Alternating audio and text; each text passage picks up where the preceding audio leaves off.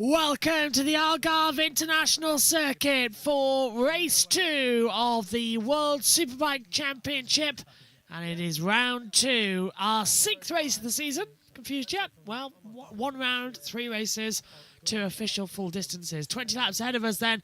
After this morning, it's still Nicolo Bulliger on top as we wait to see what action will bring. Let's head down to James Toseland. Thinking of the tracks, there's no tracks where we can't do well. Obviously, some are going to suit us more than others. You know, with the longer straights might go against us, the more technical ones might go more for us. But if we can close that gap down and be fighting at the front more often, that's obviously, I think we've got to start the weekends targeting the podium. And if it's not happening for whatever reason, then you try to consolidate with the best result you can, which is a different attitude to what we would have had last year. Yeah, a huge improvement from last year's results in Phillip Island to this. What's made the difference? The bike, yourself, bit of both? What's happening? Yeah, a bit of everything. Obviously, new project last year, expectation from the Kawasaki the year before. Didn't have a big winter last year, also affected by the weather. Brand new project, limited time on the bike. We wasn't quite ready to get going last year, which is why this year it's a track that should suit the bike, so that's why we saw such a big improvement, I think. Did you do anything different this winter to prepare for this season? Yeah, in terms of preparation, you're always tweaking it. You know, every year you have some experience, what you want to improve. A lot of it now, especially with my brother, he's working on riding stuff. You know what we was talking about in the winter, little bits that you want to do better. You know, it's one of the things, I still wake up every day and try to be a bit better. So this winter I was trying to improve the way I brake, stopping the bike. You know, saw some of the drills we were doing out in Spain. It's good having my brother to do it with, let's say. So yeah, a little bit different, but constant evolution, trying to get better. That's what it comes down to, trying to get better myself. Obviously the guys are trying to get better on the bike, and when you put it all together, hopefully it's a step forward. This weekend, expectations, what are you thinking? My expectations, obviously do my best, work hard on Friday, put the work in, but I want to be in that podium fight. There's no reason why we can't be. The test's gone well, I've been quick, so yeah, try to get on the podium. It's great to see you at the forefront, mate. Good luck this weekend. Cheers, JT, thanks, mate.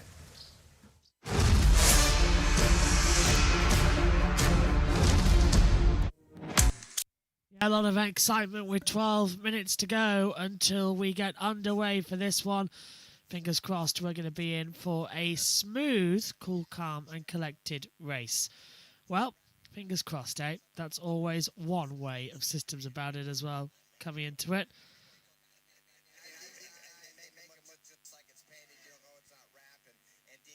Just hearing loads of different things in my ears right now as well, because we've also got the IndyCar qualifying session, the IndyCar warm-up session on coming into it. So it's ticking.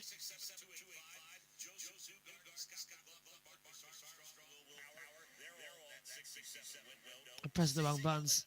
There we go. Dear, dear, dear. That's probably why my computer monitor's been hating me the last couple of days. Coming into it. Just turn the external headphones on maximum. I owe an apology to JT. Nobody tell him. It looks like it's my issue on that side of things as well, coming into it. Meantime, though, we are all steady and ready to go. Bulliger on pole position. So that's going to be an interesting way to sort of hook the championship line and sinker. But if we take a look at the standings at the moment and how they come into it, just trying to get the standings available on our monitors now. Here they are. So it is championship advantage for Nicolo Bulliger. He's on 99 points. Axel Bassani's on 52. And it's 48 for Heikki Lukanoa. It is maximum points so far for Bulliger. Won all 5 races so far this year.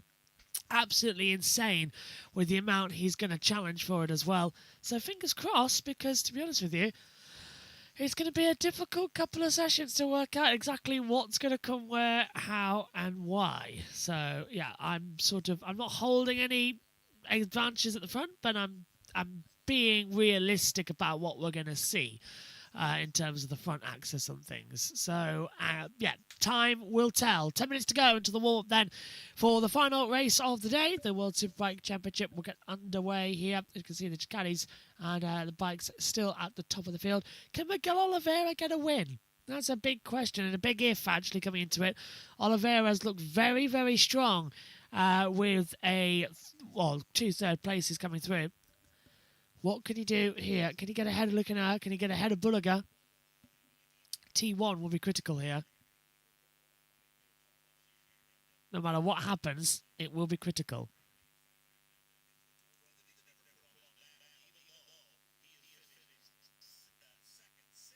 yeah, no matter what happens, it will be critical this weekend as we just get ready to bring in TNT. For some reason as well, Discovery Plus is changed to HBM Max, but HBM Max doesn't offer the full uninterrupted superbikes. So they have adverts now, which makes it really difficult. But anyway, finally, I can stop talking and I can head back down to Greg Haynes for some more information as we get set. James Tozan's going to be on his grid walk, so stand by. Here we go.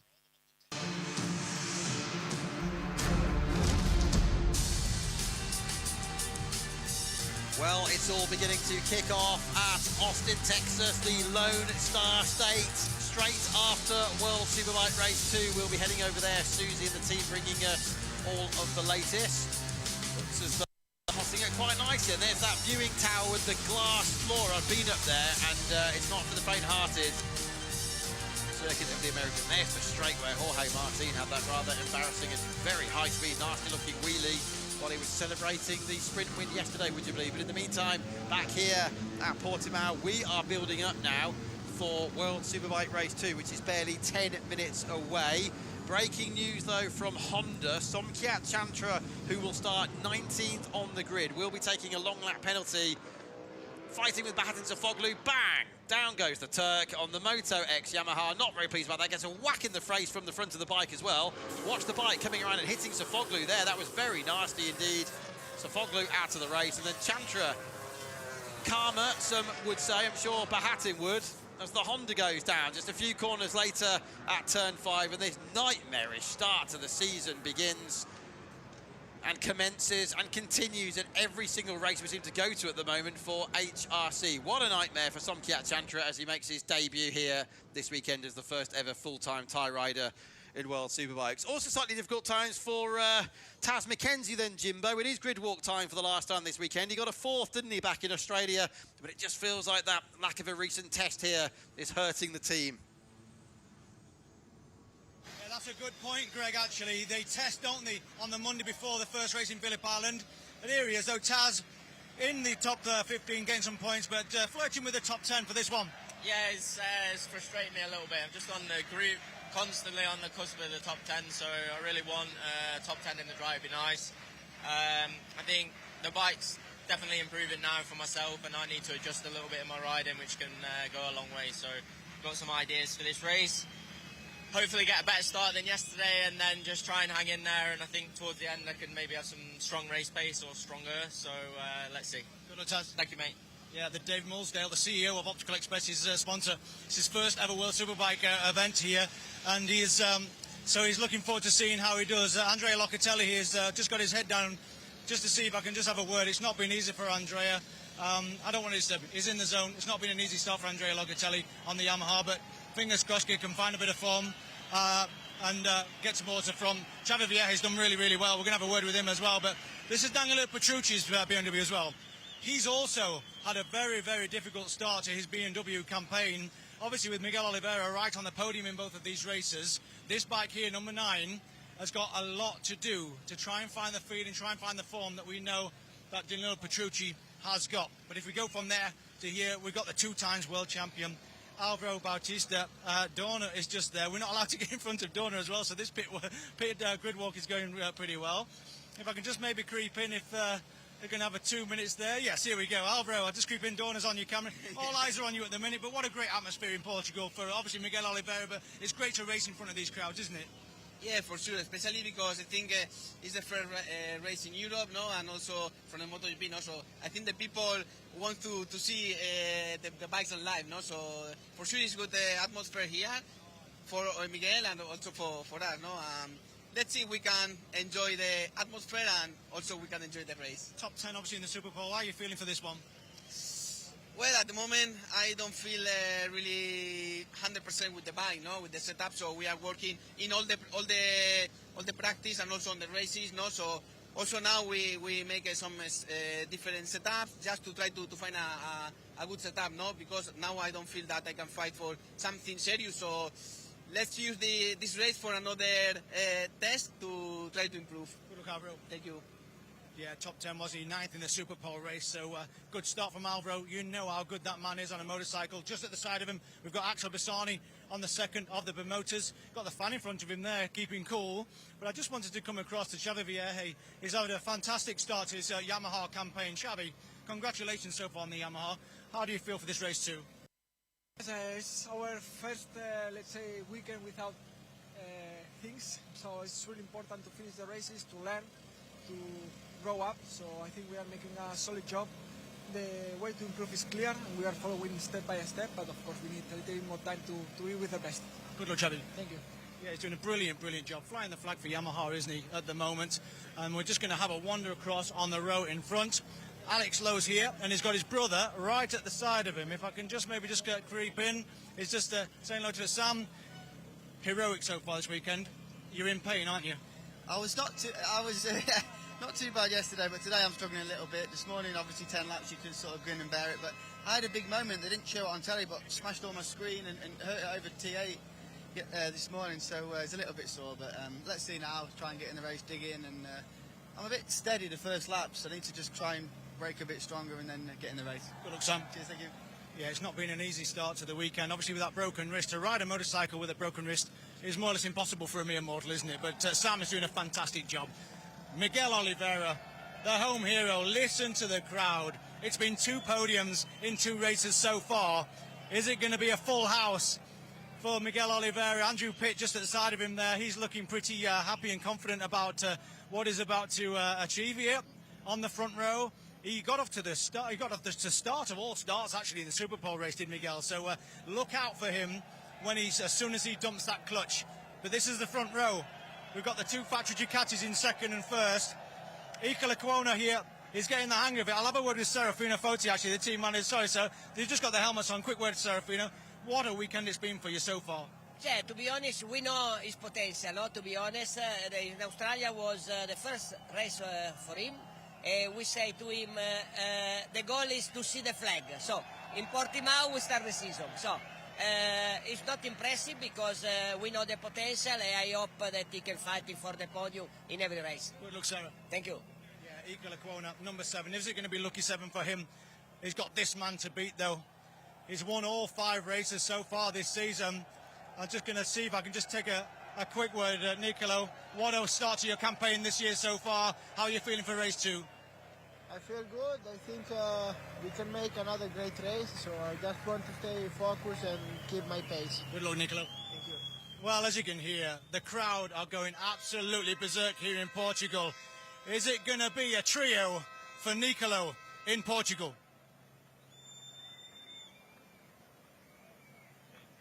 That is the question. Look at this, the Mexican wave. 82,000 people have come here to Portimao this weekend for Miguel Oliveira. I've never known an atmosphere like this at Portimao for World Superbikes in recent years. It very much reminds me of when Steve Day and I were at Buriram for the first time in 2015, and we had a tie winner in the Supersport race, Ratapak Willerod, and the grandstand that day was literally shaking. We were actually a bit scared. Here we go. I'll never forget that. As we move across then the front row of the grid for World Superbike Race 2. Can Buninger then make it 6 out of 6 at the start of 2026?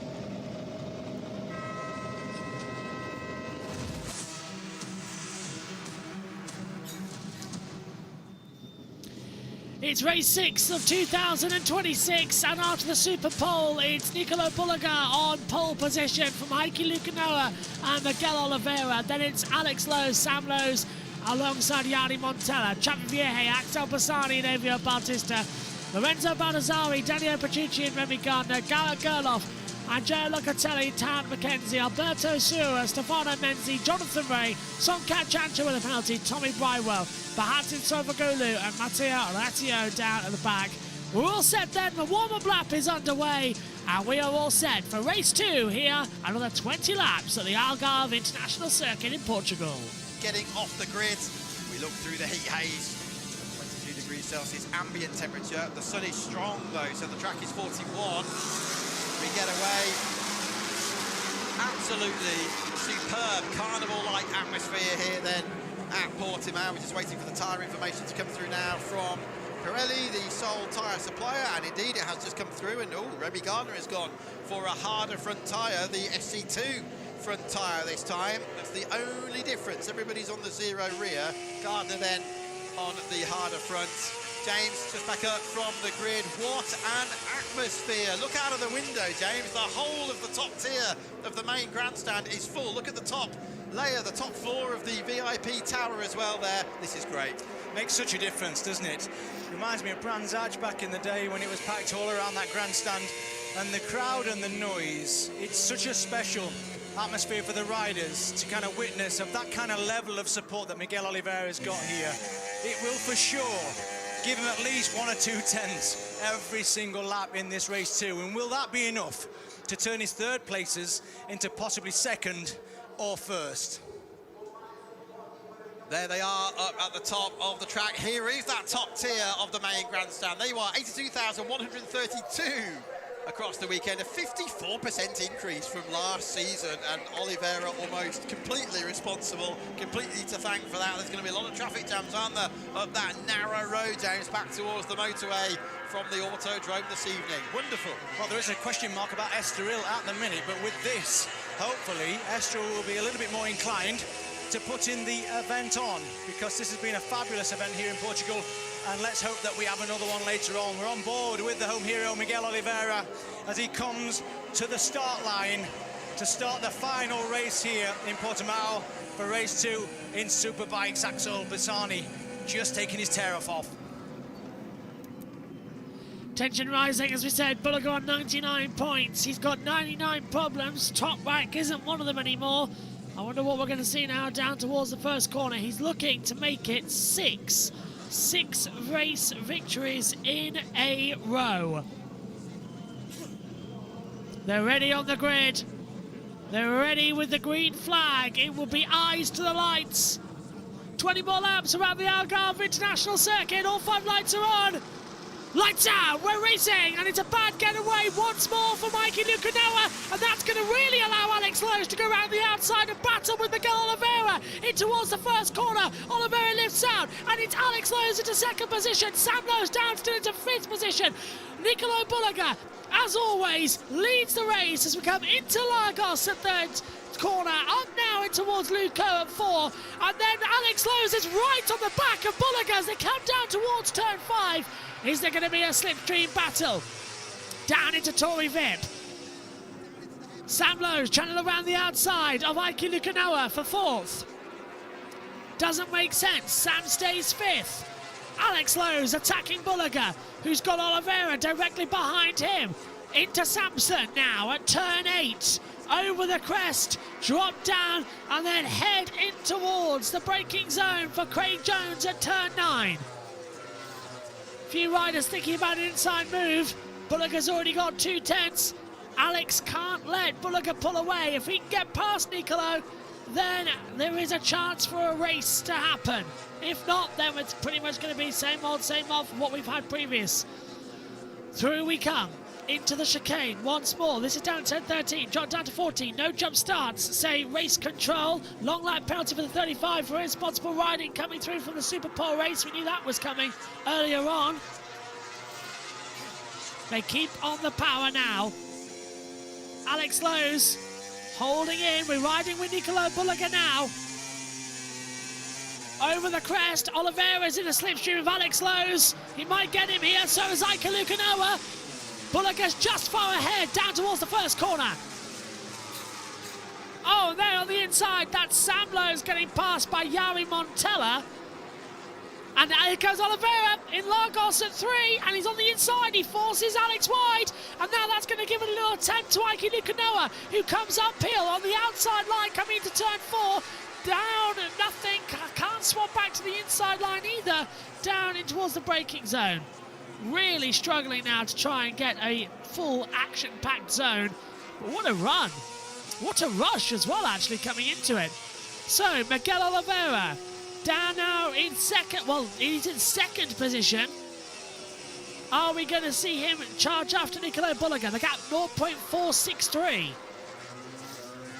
Over the crest. Down towards Craig Jones at 9. Then uphill into 10 and 11 at Portimao. Looks okay to me so far. So who dropped places at the start? Bautista dropped places, Petrux, Gardner, Gerloff all dropped down, McKenzie dropped places. Somcat Chantra, Hayes, a long lap penalty has been completed after making contact with, well, in the previous race with behind Sofagulu. So Chantra was given a penalty for it, for the Super Pole earlier on. Bulliger has still an advantage over the line, and he's still now got 4/10 over Oliveira. Jonathan Ray, he's into 17th place, so Jonathan's improving. Oliveira's just on the fastest lap of the race, a 1:40.038. 5 thousandths faster than Nicolo Bulliger. Double checking that with some hand math. 1:40.043 for Bulliger, Oliveira 1:40.038. That's 5 thousandths of a difference. Over the hill, Oliveira's got Aiki Lukanoa directly behind him, so Alex Lowe's has dropped now down into 4th position. Oliveira down on the brakes into Tory Vip. Let's have a replay, and this is how that move happened. Lukanoa on the inside line of Alex down towards turn 1, a sweet move. Brilliant slow-mos here. Look at that. You can see how much force the bikes are under into that particular corner as they load into the dip there. This is first, this is second and third. The two factory Ducatis making a bit of a BMW sandwich at this point. They shoot down through the Craig Jones corner. First, second, third, fourth. As quickly as that, Montella is 5th. Ahead of Sam Lowe's. He's got Vierge right behind him. Bassani's Bimota is 8th. Then it's Baldassarri, Locatelli, Bautista, Petrucci all the way down in 12th spot. Gardner with a harder front tyre to everybody else. Gerloff and Manzi. The roof is going to come off this grandstand here in Portimao if Miguel Oliveira has any chance of winning this race. It's not going to be easy. The two Bologna Bullets are ganging up on the BMW, and we know how strong they've been all weekend long, and Nicola Bulliger is just trying to make a bit of a break for it. It will be on the 6 o'clock news in Portugal tonight if Oliveira wins here this afternoon. And that's coming up in a few hours' time, so they better get something. We're watching Lukanoa here, and again, Oliveira lost a 1/10 of a second that lap time round. Lukanoa is coming on the inside line now down towards turn 1. He's made the move. Oliveira's trying to stick around the outside and get underneath him, coming into turn 3. Can't quite do so. Lukanoa takes 2nd position away from Miguel Oliveira. And what's happening? And we've got Yari Montella and Xavi Vierge have gone down. Yellow flags are out. So we've got Yari Montella and Xavi Vierge out of the race. So that'll bring out at least the local yellows. Hopefully we won't need a red flag. Alex went wide, so I thought, yeah, there we go. Well, one drop. I think they just both dropped out together, or they made contact. Sam Lowe's now into 5th position.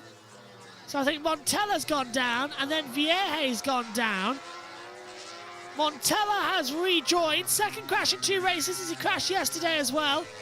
So really losing out on the time there. There is Xavi Vierge. Now, I don't think they crashed together. I think that's a separate incident from the pair of them. I hope we'll get a replay. We've lost the timing graphics, and we are going to get a replay. So here's Montella. Further back in the shot. Yeah, Montella drops it on his own, and Vierge drops it in exactly the same place. Now, is there some sort of fluid down? Because that is 2 separate incidents. I thought they were too far apart together in order to make contact. So, yeah, there was a problem. So, unfortunately, we might have something down there at turn 5. Let's hope that the marshals detect it quickly and it doesn't take anybody else out of the race. If there's some sort of oil or liquid, the last thing we want is something like that interfering with the race. We've got 16 laps to go. We're on lap 5. We've completed 4 of the 20. And Lukanoa is closing in on Nicolo Bulliger. He's pulled that gap out, Nicolo, now to 0.827. It's just fractions he's improving sector by sector. Now, look at that. Lukanoa's just gaining back on him. He's not clearly out of it just yet. So 0.781 is the new gap as we take a look at Bassani, Baldassarri and Bautista in contention. This is through turn 5. We'll open up Bulliger's camera on the TV pictures. No sign of anyone else going down turn 5, so I think Vierge just dropped it in response to seeing Montella go down. Montella then is down in last place. Locatelli gets ahead of Gardner. McKenzie gets ahead of Ray. So Jonathan Ray back in the championship for Honda, and there was some blue smoke coming out there from What? And, yeah, yellow flag now. Yeah, I thought so. What's going on down there? There's some sort of smoke coming from one of the bikes as they come down towards Craig Jones now. Open to put him out. And there's the 55 still in the attack. Oh, and the 67's gone down. That's Alberto Sura on the Ducati Panigale V4R bike. Yeah, there he is, just dropped in from underneath him. So yellow flags are out. That's not what we wanted to see. So that is definitely Alberto Sura out. Riders infected in that. Yeah, the bike's shut down and the airbag's gone off. Alberto Sura's out. The 13, the 35 and the 97 were involved in that one as well in terms of being a call-out. Yes, that's Matteo Aracio, Sonkat Chancho and Xavi Vieje got caught out in that yellow flag. On the inside, Bautista makes the move on Loreno Baldassari at turn 1. It's a nice clean block pass and he's made that move stick. Didn't want to lose out on time there. There is Yari Montella back in the pits. So Yari wasn't going to tell no for an answer. Again, Baldassari just trying to find in some slipstreams down towards turn 5. Can't quite get anything into Torrey Vip. Again, going a bit too deep was Bautista. Just trying to find everything now. Come on, Bautista, what have you got into Samson? Daniele Petrucci will not be happy about riding in this, and that's Bastian Sofuoglu down. Oh, that's the second crash again. also for Bastian, isn't it, this weekend? It certainly is. He was wiped out by Chantra in the Superpole race at turn 13 this morning, and that's at turn 5. Wow, these strong crosswinds and hot track temperatures are really catching people out here this afternoon. It's just that kind of circuit, Greg, the undulation and the physicality of riding these bikes round. This circuit, to not make mistakes, takes the very, very best in the world motorcycle racers to get it right every single time. Yeah, especially in this third race of the weekend, of course, James, with everybody having had to go through already a full race one yesterday, all of the practice, qualifying and warm-up sessions, and the Superpole race earlier on this morning. It's always the biggest challenge, isn't it, when riders come across from the Grand Prix paddock to this one, having so much more track time and more racing, more starts, more everything.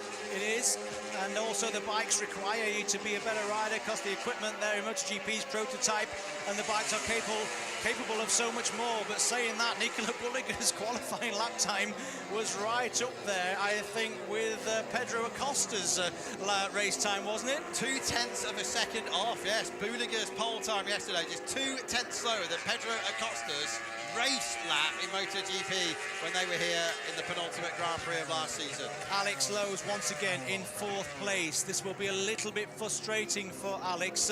With all the hard work and how well he's riding, he will want to be rewarded with a podium.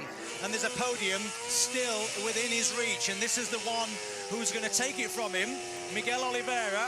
If he can't catch him with 13 and a half laps to go, this could be interesting for Alex. Yeah, Alex is looking really confident here. He was 0.3 quicker than Oliveira, as you saw on that graphic just a moment ago on the last lap. Now, those boxes at the bottom of the screen, if it goes orange, it means Oliveira's pulled away a little bit from Lowe's. If it goes green, it means it's good news for Alex, and that he's catching the BMW in front of him. Next in the train is his own brother, Sam, on the Mark VDS Ducati, and if he can get a 5th place again, that's incredible for Sam, bearing in mind the wrist breakage he had at Phillip Island. It wasn't captured by the television cameras, but he went down at the Stoner corner, same pace, of course, as where Carl Fogarty's career ended 26 years ago. And Samson, it's one of the biggest crashes I have ever had in my life. Yeah, he's lucky to be able to ride with that injury, but to get 3 top 5 places here in Portugal around this track with so much undulation and force going through your wrist, especially down into this first corner that Miguel Oliveira's just about to try and outmaneuver himself. The force into the handlebars just there is quite phenomenal. So Sam Lowe's doing another fabulous job. The fans are watching on, they know what they're seeing. Turn 1. Message just in, not our birthday, matey, but me and Becky, 37 years today. 37 years together yesterday. She needs a medal, says John McGuinness. As Baldassari goes up the inside of Danilo Petrucci. This is phenomenal stuff for 8th place. But yes, congratulations, guys. And we're looking forward to seeing what you can do, John, on the island. 54's retired. 6-7 weeks away. May into June, the Isle of Man TT of 2026. She needs more than a bleeding medal, Greg. You used to be teammates with John, of course, didn't you? I know, that's why I know. Honda days. John, feel free to share some toes and anecdotes. We're still on air for another good 45 minutes or so before we throw across to Susie and the gang over in Austin. But yeah, well done, guys, as Baldessari continues to defend then from Danilo Petrucci. I'm only joking. Double John, yellow at turn 13. So is that well, 95 has crashed down. It's Tan McKenzie. So McKenzie's out now. He's dropped it. That's unfortunate. Coming through turn 13. That's a fast crash as well, as we've seen earlier on in the weekend. But Garrett Gerloff is going to just get by these. Remember the battle that we had with Vierge and Garrett. I thought we got a yellow flag, and that's Taz McKenzie. Yeah, Taz out. That's such a shame for Taz. He was going so well, getting to the points, but there it is. He's walking away. Luckily, he should be okay from that one. Yeah, well, he said on the grid, and he's having to push harder than he wants, really, because they didn't test here as everyone else did. Look at this, though. 55 and 87. Right to go. Locatelli, Gardner, and Garrett Gerloff in a battle around the outside. Here comes Locatelli trying to get to a Gardner into turn 1. It's not going to work on the outside line. He'll try and retake the inside through turn 2. Maybe he can find something. Yellow flags out. The 19's crashed out. And that is Avio Bautista. Bautista from 7th position has gone down at Torrey Vip at turn 5.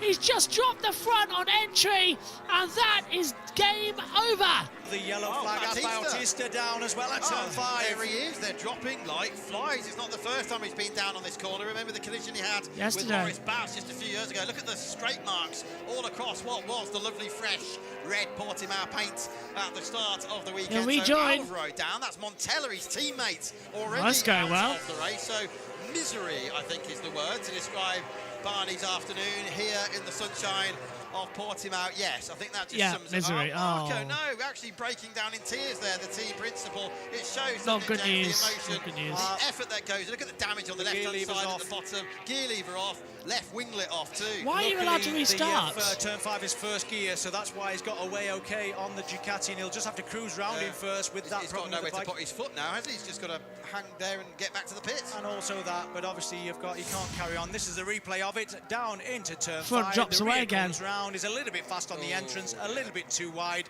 and the 41-year-old double world champion is down on the deck. So that's Surra out, Sofoglu out, Montella out, and now Bautista, and a tearful Marco Barnabo manages to get himself the great to his day feet. that he Quite wanted. an effort to do that, wasn't it? The emotions got the better of him. Vierge, by the way, still running. Vierge, who had that incident at the hairpin with Montella earlier on, but he's obviously down at the back of the field, isn't he? In, where is he? 17th place, and the next target is 7 seconds up the road in the form of Songkyak Chantra. Although, if Vierge can grab another 2 positions, and it is possible, at least he's back into the World Championship points. This is Petrucci on the white bike, right up behind Baldessari on the yellow machine, as Buliga leads this race by 1 second. It's not as large a lead as it was at this point yesterday. And earlier on as well, in the Super Pole race, the gap was not, by this stage it was 2 seconds, wasn't it? We're halfway, and the gap is respectable. That's what I like about this. There's Stefano Manzi watching on. He's racing out there in 12th position at the moment, trying to catch up and watching the battle ahead of him, Gerloff, Locatelli and Gardner. Rimini in Italy, former Grand Prix rider, of course, over in the MotoGP paddock in Moto2. Down the hill he goes and out of sight completely. What a shot that is. Look at that here at Portimao. They called it the roller coaster for a reason. Well, I don't think Jonathan Rea came back into the championship to be riding around on his own in 13th position on an uncompetitive Honda, 20 seconds off the lead, not even halfway through a race, do you? No, and also Songkyak Chantra is 1.2 seconds slower every single lap than the leaders as well. Jonathan Rea doing a similar lap time to Songkyak Chantra, but HRC, Honda Racing Corporation, they have got a lot of head scratching to do and a lot of work. Chris Pike and Jonathan Rea have got a big job to do, but there's no one more experienced and talented than those 2 riders and chief engineer. So let's just keep us fingers crossed, Greg, that they get the Honda off the field a little. Bautista in the pits. Is he going to go back out again just to get some more dates for the team? Yeah, Mike, I suppose, just to check everything's running all right. But, yeah, horrible afternoon in the end then for the Barney team. And they've lost so many points, haven't they, after running in strong positions. Montella crashed from 2nd yesterday. Montella crashed from 2nd in Australia as well in the rain there in the 3rd race of the season. So a hatful of points already lost and compromised by that team. What can Garrett Gerloff do? He's feeling so much more comfortable now with this Kawasaki, but the start is where it all got away from him here this afternoon in this race. Remember, he was right up there inside the top 6 when the weekend racing actually got underway yesterday. But newly married, very happy in his life. Here's a replay. Let's see if we can find out actually what happened to Garrett Gerloff. Look at those Ducatis shooting away out the front. Alex Lowe's an excellent getaway, really late on the brakes, but Oliveira is on his inside. We'll keep an eye out for Gerloff on the green bike further back. Bassani was really aggressive on the inside line there as well as we ride with Buliga. Yeah, on board with Buliga, but look at Alex Lowe's around the outside. Ika Lecuona has not got the hang of the starts yet on his factory Ducati, but Alex Lowe's super committed into turn 1 and throws it over the nose. This is Miguel Oliveira, and watch Nicola Buliga. Not the greatest start. Comes around the outside of him, just on our left. Watch this. Here comes the Bimotor, straight across your nose. Look at that. Wonderful onboard footage there. Yeah, and you can see the dust that's been put down. That was after oil was dropped from a big blow from the Ducati engine of Josh Watley, which expired here on Friday afternoon and caused a half-hour delay to the end of the qualifying session, just 5 minutes before the checkered flag would have been out anyway. Gerloff has passed Locatelli and is up to 10. Now just enjoy this for a moment. Let's ride with Buliga.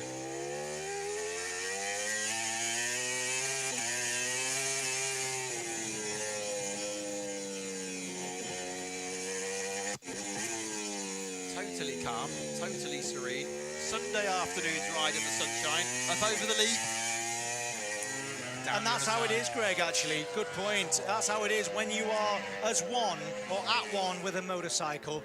Your body language looks so easy, effortless, because the bike's doing everything that you want it to do, that you're asking of it, and everybody that it's not doing so. That's why you see much more energy from a rider on top of a bike, trying to force it to fit. As you can see there, Miguel Oliveira, as soon as he transfers the weight from the rear to the front, the rear's kind of snapping out of him. It's a bit unstable, and he's having to move around the bike to try and keep it stable. Where Nicola Buliga's bike, it's just stable underneath them. On board with Nicola Buliga, Miguel Oliveira, sorry, over the crest. This is the last corner. Let's see how Alex Lowe's goes through this one. This podium fight is not done yet. Look at Alex, chin on the tank.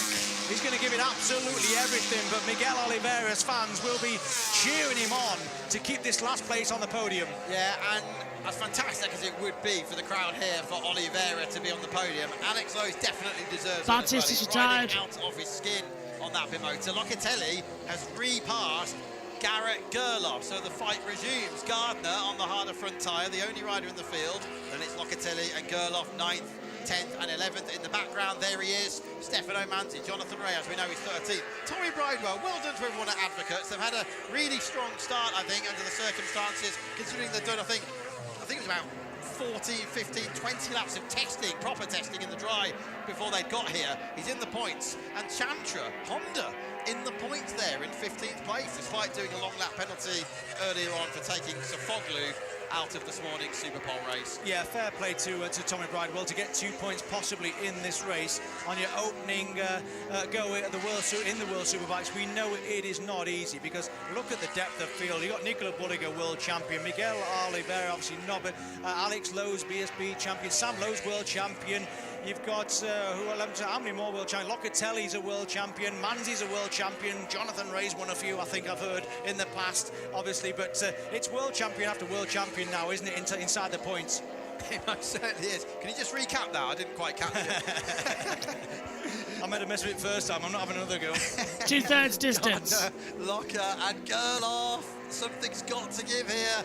Yamaha R1, a couple of them versus the Kawasaki Ninja.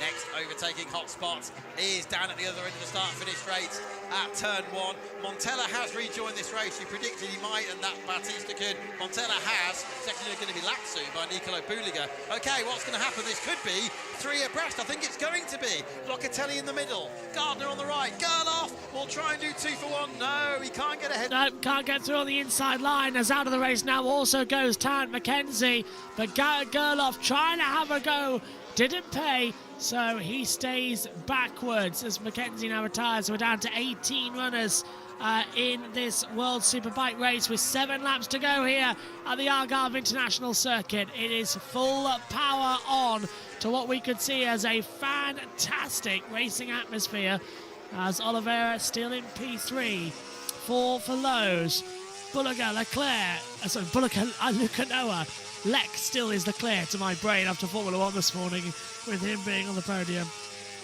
Still looking good. Still looking good. Greg on 61 podiums, and of course yourself on 61, so you're going to drop a little bit further down those record books, I'm afraid. But this is Oliveira looking back at Alex Lowe's, and he is hunting him down. He's hunted him down. Oliveira now under pressure, Yes, and he's Freddie Mercury would be obviously going to be we are the champions after this race or not. I'm struggling to think of any more queens though. Right, but it's obviously Alex Lowe's. It's only one vision, isn't it, for him at the moment? And a real kind of magic if Oliveira can make it 3 podiums. He's close enough here, Greg. Out of the last corner, onto the start finish straight. The BMW surely has got the legs, but here it is, Miguel Oliveira, P3 plus 0.3. I think that's a little bit optimistic for the BMW team there, that message. Now the worry is there's still 6 laps remaining in this race. Talking of pit boards, I always remember that Styrian Grand Prix 2020. Oliveira won that race. It was his first win. Do you remember when he passed Miller and Paul Espargaro at the last corner, and they'd given a board, KTM, to Paul Espargaro and said that it was less than it actually was. He went overly defensive. Miller caught him. They pushed each other wide, and Oliveira came through on the very last corner. Is Sam on his way up to this little party as well? Yeah, he's joining it. We're going to see an amazing battle between the Lowe's brothers for this podium as well. Sam Lowe's on the podium with a broken wrist. Wow, we thought he'd done well already this weekend, but this could be absolutely incredible for the Lincolnshire lad. Yeah, Sam Lowe's at 140.9, pays a 141.2 for his brother. Well, correction, they're both Lincoln boys. 50 minutes up the road from where I'm commentating right now.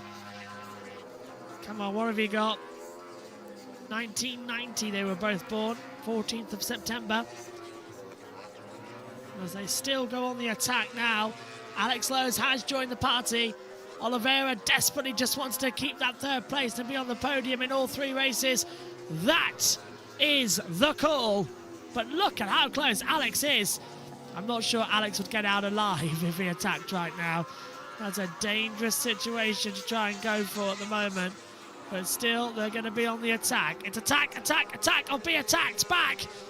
As the racing action continues over the line, Oliveira goes defensive. Alex Lowe's is right there, down towards turn number 1. He's going to try and pull to the inside line. Oliveira goes defensive. Here comes Alex Lowe's on the inside line, and to break into 1, not going to work out. Too far back. Recharge, go again. Into Lagos at turn 3. Oh, and Alex Lowe's almost coming off the bike. Miguel Oliveira still on the power. He has the exit power to attack.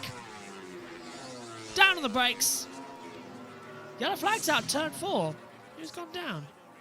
Can't see anyone at that part of the circuit. That's at the top of the hill.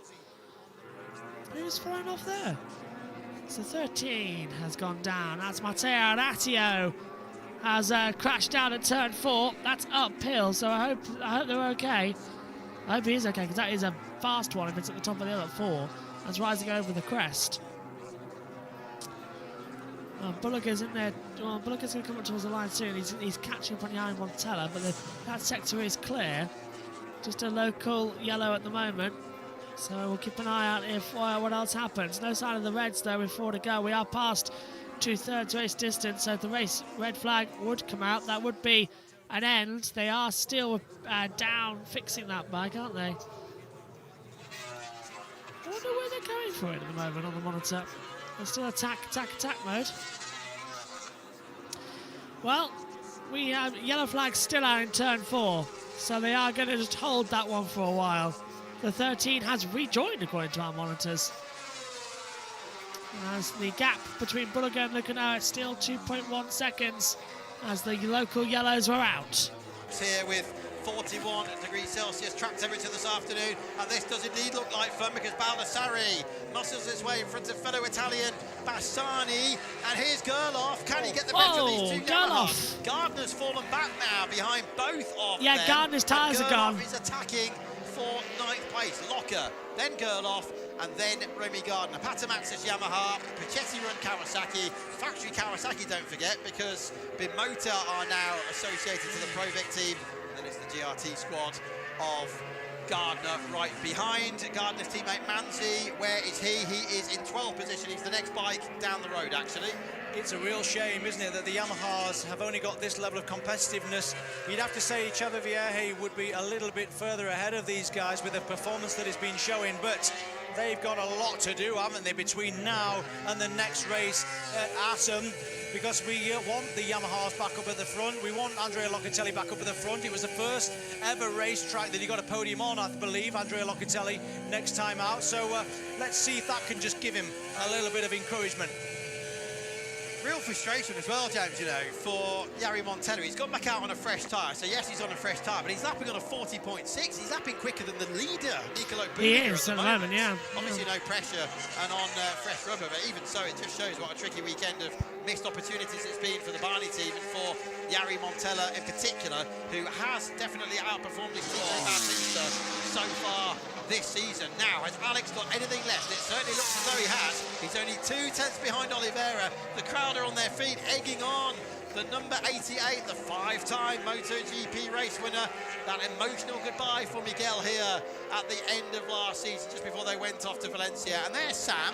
His lap time was a 41.5, so he's actually dropping off the pace a bit now. But is it any wonder he's got a broken wrist? It's absolutely amazing that he's managed to get this far in the weekend with these results. Yeah, just at the point where he needs the power in those wrists on these last 3 or 4 laps, it's just escaped him, hasn't it? And you need to really muscle it around. When you lose the grip on a Pirelli tyre and you're sliding the bike sideways everywhere, you need the strength and the fitness. And if you've just got a bit of a disadvantage, it can cost you. This is Sam into turn 1. Oh, it doesn't matter what happens brakes in these next 3 laps. It's been a wonderful performance from Sam Lowes, and to get, like I say, 3 top 5 positions with his condition is absolutely amazing. Compliments to Sam, but Alex, his brother, he is not letting go the opportunity to finish on the podium. And here we go, Miguel Oliveira, a little bit of breathing space again through turn 12.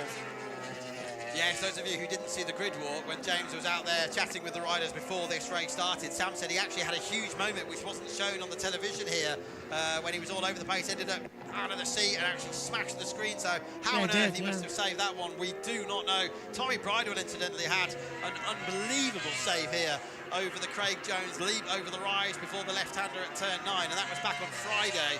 Have a look at that one on Instagram and on the World Superbike YouTube page. This is Bassani versus Petrucci. The BMotor in 7th position. Petrucci on the BMW's got a very good run there. Off the last corner, number 9 will try and pull out of the slipstream of number 47. Bassani, don't forget, 2nd in the championship, coming into the race weekend. Petrucci finally then making some progress. He's got him. And he's through, and he's up into 7th. Yeah, nice. Lovely classic move here, Portimao. Daniel Petrucci getting the better of Axel Bassani. Great ride from Lorenzo Baldassari again on the podium in Australia, and a top 6 result here as Locatelli now moves ahead of Garrett Gerloff as well into 9th. Yeah, they've been fighting all afternoon long, and Vierge, who had the incident earlier on, is now back on the rear wheel of Chantra. They both had crashes in the race, and penalty for Chantra earlier on. Vierge now has caught him, and if he can get through, actually, Vierge, he would be grabbing a World Championship point. Every point counts. We know what points make. Back at the front, Buliga, 2 seconds ahead of Lecuona, who's 4.5 ahead of Oliveira,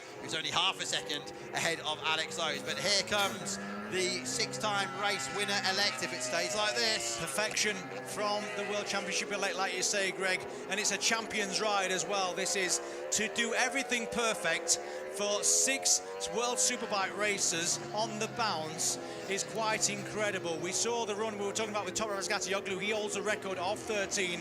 But for a team, as well as the rider, to put this level of consistency to your performances at this level of racing is quite incredible. Nicolo Buliga is doing an absolutely brilliant job.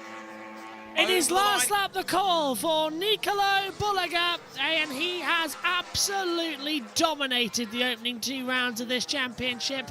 Who else, honestly? It's going to be another career victory to his name in total, as Miguel Oliveira tries to hold off Alex Lowes. It'll be his 26th career victory in the World Superbike Championship. It'll be his 6th of the season. He will dominate all opening rounds of the championship. That's how impressive he has been, dominating 2 back-to-back. But what is going to... Oh, Locatelli's got ahead of Garrett Gerloff. Andrea Locatelli is up now. And Oliveira is defending hard against Alex Lowe's. Can the Portuguese rider remain on the podium in all 3 races here in the Algarve and really set the house alight? More tickets have been sold today after Oliveira's podium yesterday. The gate sales have gone absolutely wild. They know that they could see their man on the podium. They saw it this morning, they're seeing it this afternoon. He's a little bit wide coming into turn 10 and 11 through the Portimao sections. Alex is just there ready to throw it up the inside if he needs to. But Nicolo Bulliga is coming across that line to take victory number 26 of his career and his 6th victory of the season here in the Algarve. Nobody can stop the brilliance of Bulliga as we see at the moment. The battle for 3rd continuing on. Out of the last 2 corners, it's still not good enough. It's still not close enough. The checker flag falls as Portugal holds it. It's 3 out of 3 here in Portimao. It's 6 out of 6 for Nicolo Bulliga. And Portugal erupts as Miguel Oliveira is on the podium in all 3 races. Here in the Algarve, Lucanoa in 2nd, Alex Lowe's in 3rd. What a brilliant race. And that has put cat amongst pigeons. Brilliant stuff. The 31 has crashed to turn 15. That's Garrett Gerloff. He was in the battle with Locatelli and Gardner for 9th, 10th and 11th. And Garrett Gerloff has gone down at the last corner for the Kawasaki team. Not how he wanted the weekend to end at all. Alex Lowe's congratulating Miguel Oliveira. Sam Lowe's giving a thumbs up to his brother, who is not paying the slightest bit of attention. There's Oliveira getting it now. Petros congratulates Miguel. Oliveira on the podium in all races. What an outstanding achievement as I get word jumble. Brilliant, brilliant, brilliant. Into the points, Montella, 16th and our last finisher. Quite a few retirements here this afternoon. But Miguel Oliveira has come here to Portugal. Couldn't beat these red bikes though. He could not beat them.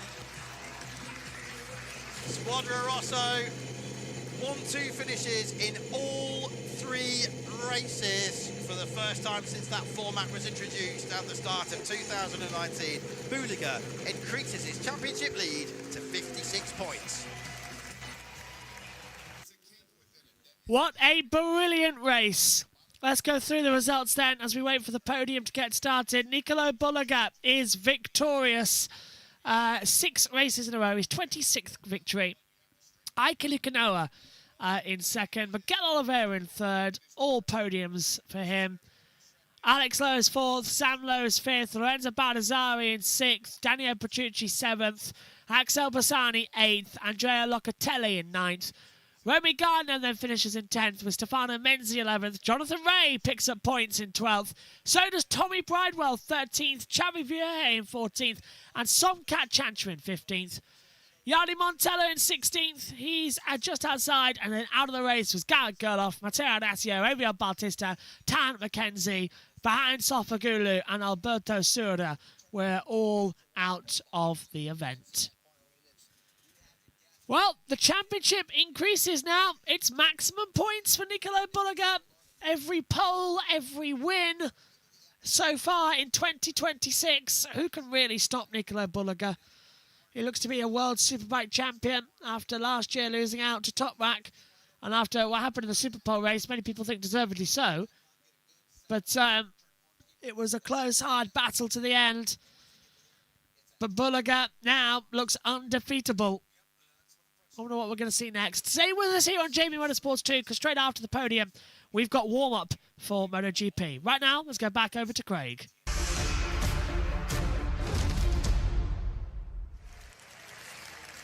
Back with you here on the Algarve. What a shot of Miguel Oliveira saluting the marshals. He said it to me, didn't he, in the interview earlier on in the show. It was actually recorded on Thursday. He said, I didn't mean to sound arrogant at all. I really don't want to, but I do feel I could have been on the podium in Australia.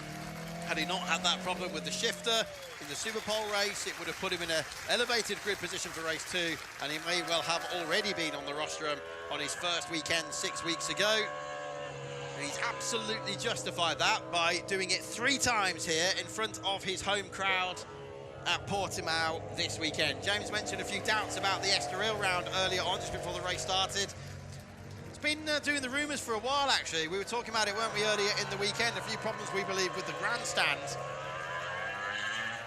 And we're just hearing that Jonathan Ray has a problem out there on the track. We'll try and show you that now. Jonathan Ray with an issue, and I believe he's getting yeah, there he is, look. He's actually being assisted by his teammates, Somkiat Chantra. So I don't know whether it's a technical problem or Jonathan's run out of fuel, but Chantra is helping to push Jonathan, whose bike is no longer running, back towards the garage. Jonathan did actually score 4 points there for 12th place, and Chantra 1 point for 15th place. He was actually the last finisher. So Jonathan now coasting his way downhill back towards the garage. But here comes Iker Lecuona. Hadn't had a podium before this weekend since Estoril 2024 on the Honda. Was just about to do a burnout there. Chew up the rest of that rear Pirelli tyre. Yes, job done, he says. Bit of stick after Australia. It's a difficult start with the lack of testing over the winter, but he's absolutely delivered here. That's what he needs to do. Just keep finishing second to Buliga for now, and hopefully for Iker's sake, start beating this man as the season goes on and he becomes more familiar with the bike and the team and the setup. But as for Nicolo Buliga, staggering. 10 wins in a row, if you include those at the end of last season. Only 4 riders have taken 10 wins in succession. And it's the Titanic trio, Jonathan Ray, Alvaro Bautista, and Toprak Razgatlioglu, who we heard from with Sylvain Ginterly at the start of the afternoon's coverage. And don't forget, Susie will be taking over from us in approximately 20 minutes' time as MotoGP continue their racing action over in Austin, Texas. That spectacular run up to turn 1. 2 roller coaster circuits. In comes Miguel Oliveira. What a reception here this weekend. A weekend crowd of 82,000. Look at that.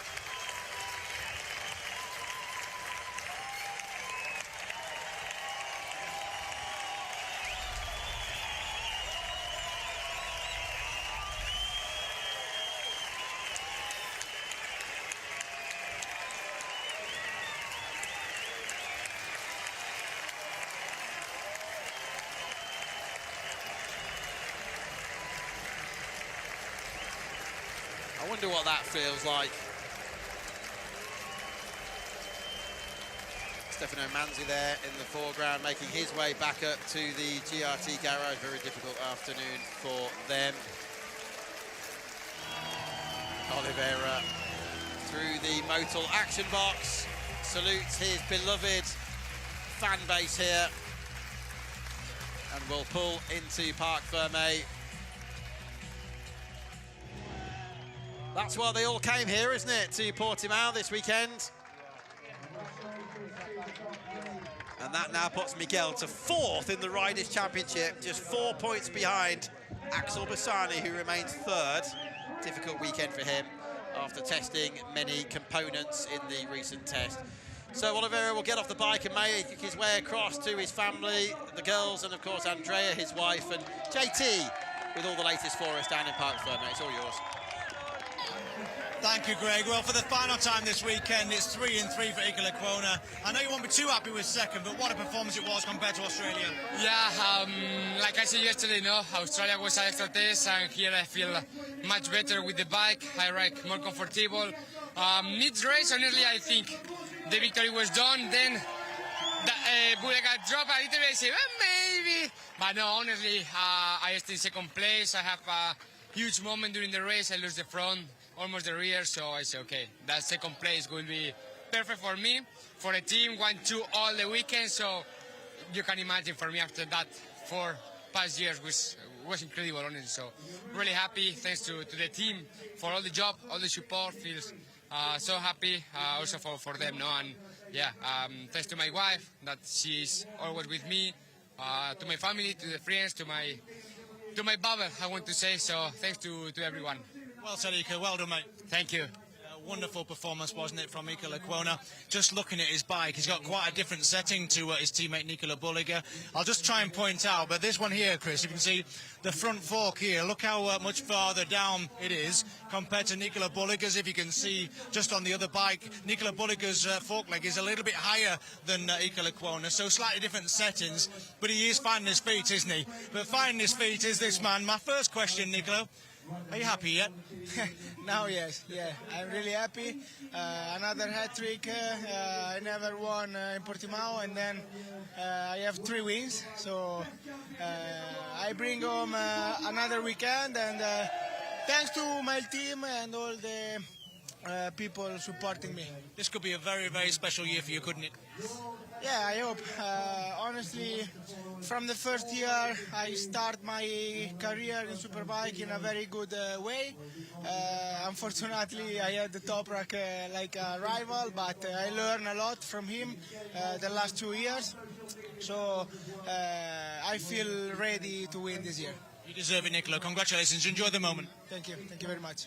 Really wonderful times, isn't it, for Nicola Bulliger with the Italian flag around his shoulders. The whole of Italy will be very, very proud of that man. But the whole of Portugal is very, very proud of their man today. Miguel Oliveira is just over there with Andrew Pitt, his chief engineer, and his family and his children as well. One of his kids is trying to give him a little teddy bear there. Hopefully he'll bring that across. But really, really special. It's not an easy time for a MotoGP rider to come to a different school, a different paddock, and get used to the bikes, get used to the way the tyres work, everything that these bikes in World Superbikes bring. But he's done a fabulous, fabulous job here, and he's done himself proud. So we've just got to do it quickly here because we're running a little bit late because of the delays. But we're going to try and get Miguel Oliveira for a chat in a second. But he's brought 80,000 fans into this racetrack this weekend, and we can just feel and hear what that has brought, even to our television here on TNT. It makes such a difference. When we had COVID at the times when fans weren't even allowed into the track and it was so quiet, you realised just what fans could bring to motorcycle racing. And Miguel Oliveira there with his BMW team, with the Portuguese flag just in front of him. 3 podiums here at home. And he will be so pleased with that. I hope he's going to get ushered over to us in a minute because I'm running out of things to say and superlatives for the Portuguese rider. But he's trying to be pulled across now, and here he comes. Miguel Oliveira, obviously absolutely wonderful. I don't know, I was going to go around the back now as well, so I'm just going to try and fill. Let's talk about the bikes. We've got 2 factory Ducatis on the podium. All 3 riders were on the podium in all 3 races. The consistency was so good between all 3 of them, but Miguel Oliveira was just missing a little bit, wasn't he? The BMW here just didn't quite have enough. I think Miguel Oliveira, with a little bit more experience on that BMW, could have had a chance of fighting for the victories. I'm not sure if we're going to get Miguel Oliveira today. He's just over here. He might be doing the other Dorna interview. Yes, he is. So I think we'll leave it for now and go back to Greg just for a minute, and we might come back and talk to Miguel Oliveira. No worries, no problem. We'll head back down to you in a minute because he is a man in demand, is he not? With, as you said earlier on, James, all the different broadcasters wanting to get the words of Miguel Oliveira. And as I say, there's local news outlets who will want to be chatting with the Portuguese motorcycle racing hero as well. Following in the footsteps of the like of course, the former Formula 1 driver from Portugal, who raced for the Jordan team in 2005. There's the 2 Aruba twins, though. Bulliger, your treble winner here, and Lecuona, your treble second place man here on the Portuguese Algarve. What an afternoon. At least they got to the finish, which is more than can be said for an assortment of their rivals. The strong crosswinds and track temperatures. This is in tandem. Montella and Vierge going down at turn 5 in the opening stages of the race. It's good that Yamaha didn't go clattering into the fallen Italian. And then Alvaro Bautista departs stage right at the very same corner.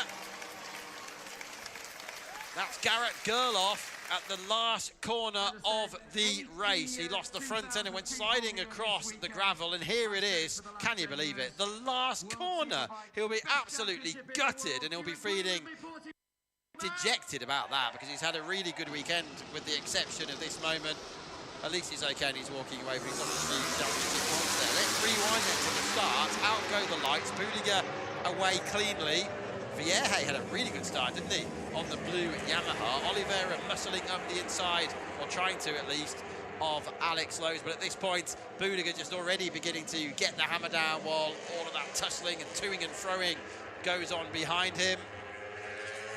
Under the Pirelli banner, through turn 4. And Nicolo already knew, didn't he, at this point of the race, that he just needed to have a really good, nice, clean first few laps. It was something Jonathan Rowe was an absolute master of during the Kawasaki title years of 2015 to 20. Alex braving it out around the outside, and Lecuona did a very good job there not to run into the back of Miguel Oliveira. We look back from our pole sitter, Nicolo Budiger, but look at that green, white and red bimotor of Alex Lowe's. Look how late he is on the brakes, all the way around the outside of Miguel Oliveira. We ride with Oliveira now on the BMW. Listen to this, up through the gears. Watch for Lowe's on the left, you'll see the shadow, there it is. And here comes the bimotor round the outside.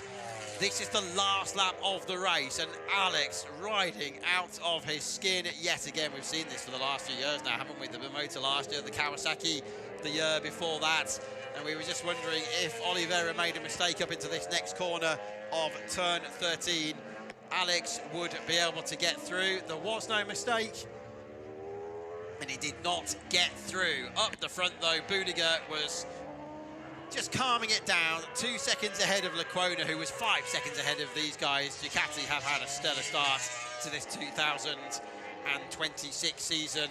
The crowd waiting for Oliveira, but they had to salute Budiger first of all. Rider after Ray, Bautista and Razgatlioglu to win 10 successive races. Lecuona was second again, and the crowd goes mad, as does Fred Blush and everybody at BMW for Miguel Oliveira. Their first 3 podiums of the season. They've had to work so hard over the last few weeks and months. Toprak is gone.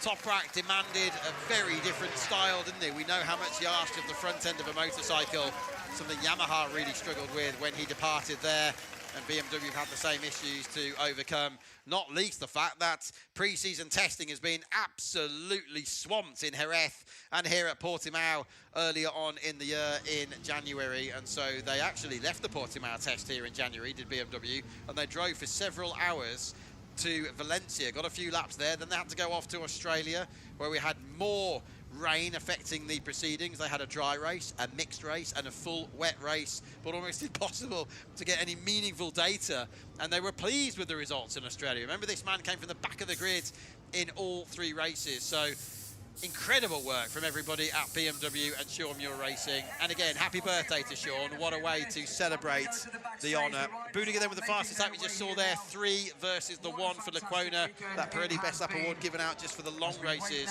not the Tissot Superpole races. Hello, James is back in the commentary box. You couldn't get Oliveira there, then he's too busy, isn't he, with all of the other broadcasters? Yes, with the celebrations on the slowing down lap, he was a little bit late coming to the Parc Fermé, and then he had to go straight to the Dorna interviews, and unfortunately just didn't work out there. But we've had a couple of opportunities, obviously, in the first race and Superpole, because it's been the exact same 3 riders on the podium all weekend long, and it's been an incredible performance, hasn't it, from Miguel Oliveira, from Iker Lecuona, and from this next man. It's 6 wins on the bounce this season so far. Nicolo Budiger has been absolutely untouchable, and Serafino Fotti is very happy with that.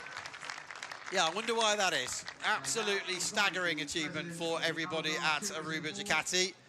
Ducati now leading the Manufacturers' Championship, 50 points ahead of Bimotor, with BMW, Yamaha, Kawasaki and Honda completing the 6.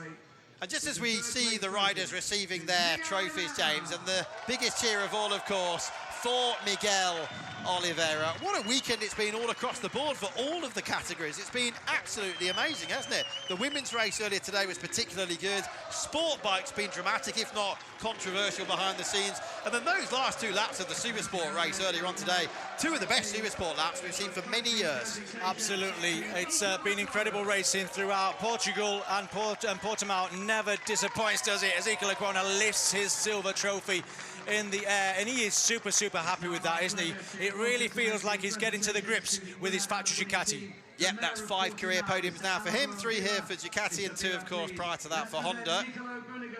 Here's the man of the moment, though, Buliga. His championship lead is already 56 points. That means it's not far off, 62 for an entire weekend. That was the Mayor of Portimao there, handing out the trophy to our winner, and the flowers have been thrown into the crowd already. He never likes to keep hold of those, does he? Who are Aruba going to send onto the podium this time? Every single member of the Aruba team will get a chance to get up on the podium at some point this season if they carry on like this. It's Stefano this time. Big week for them because Field Racing have now sold the team to Aruba, so a massive acquisition there back in Italy. And, well, plenty of money has been poured in by Aruba.it over the last decade or so, and I'm sure there's plenty more Euros to come.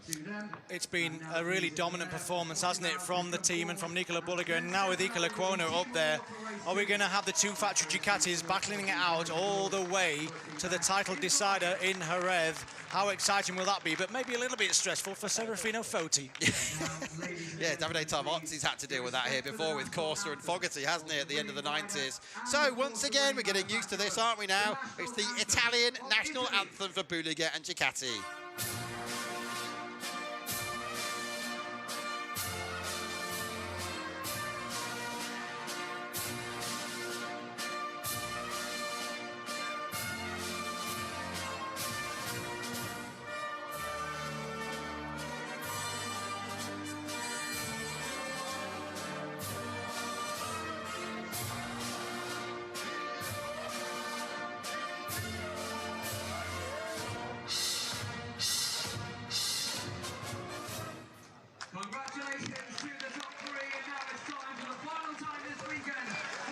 It's champagne time here in the Algarve. What a remarkable weekend we've had here. Thank you very much for joining us on JB Motorsports. Victory goes to Buliga, 6 out of 6. Lucano in second and Miguel Oliveira, 3 out of 3 podiums. What a weekend. We'll see you in Assen. Next up, it's MotoGP. Join us then. See you later. Bye-bye.